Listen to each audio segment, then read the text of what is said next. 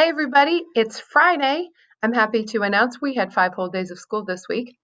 So it's time to pick the winner for our prize of the Mindfulness Brain Break bundle from Teacher Pay Teacher. But before I do that, I want to quickly share this email that Michelle Palm forwarded to me. Thank you, Mrs. Palm. It's from Eric Jensen. And if you've ever read anything by Eric Jensen, you'll know he talks about poverty. He's got several books, but the two I've read are Teaching with Poverty in Mind and Engaging Students with Poverty in Mind. Eric Jensen has a very authentic story.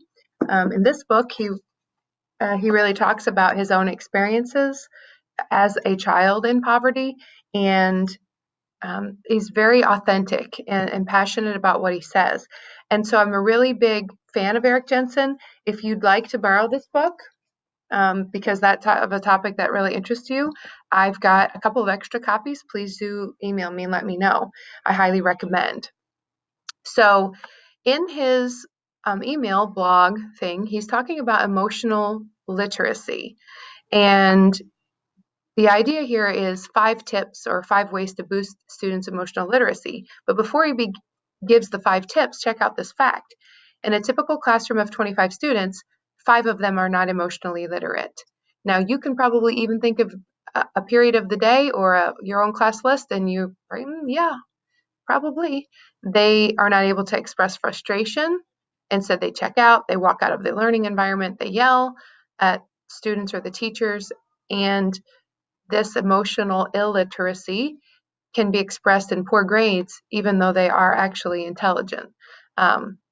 So sometimes what you see is not about intelligence. It's really not even about effort. It's about emotional literacy. And so he gives us 5 tips. One of them is teach all students how to behave. So explicit social skill explanation that's embedded in the way we do business. That we don't just have 15 minutes where we talk about growth mindset. Instead, our ability to face frustration and have a growth mindset and use positive self-talk is part of the way we do business. That is embedded in everything that we do. And they have to know, okay, how do we have a peer-to-peer interaction? We just don't have one little practice on that. That's embedded in every time we have a discussion. These are the ways that we do it. We are going to explicitly teach social skills. If you've ever studied the Boys Town method, there's like explicit steps to social skills. That's one of my favorite behavior types of programs because my husband is a Boys Town person. But anyway, avoid embarrassment for students. That's sort of like correct in private, praise in public type of thing. Be aware of classroom stressors. So this is really helpful if you're running through mentally what your day is going to look like and you're thinking to yourself about what are the stressors and how you're going to prepare for them, and use some mindfulness techniques before the stressor happens instead of trying to cure the problem afterwards, prevention and cure type of thing. Reframing, let students know that you hold all learners in your class to a high standard and that you will do what it takes to help them succeed.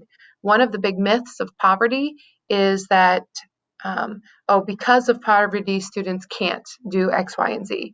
Or, we just excuse things because they're from poverty. Students are from poverty. But that's actually a big mindset trap.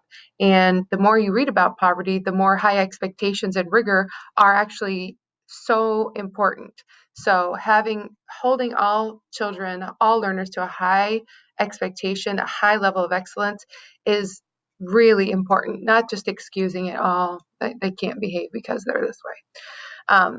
And then the last tip is take care of you. And so in honor of Jensen's last tip, really talking about taking time for your own emotional well-being, I'm actually going to give away a second prize this week. So I spun a new wheel already before I started the video because I found a new wheel. And Mr. Stabler, you're the winner of our first prize, which is our mindfulness bundle from Teacher Pay Teacher.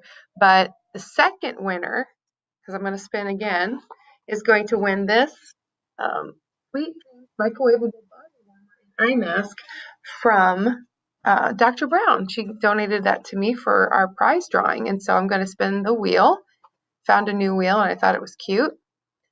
So here we go for the winner of our Sweet Dreams microwavable mask.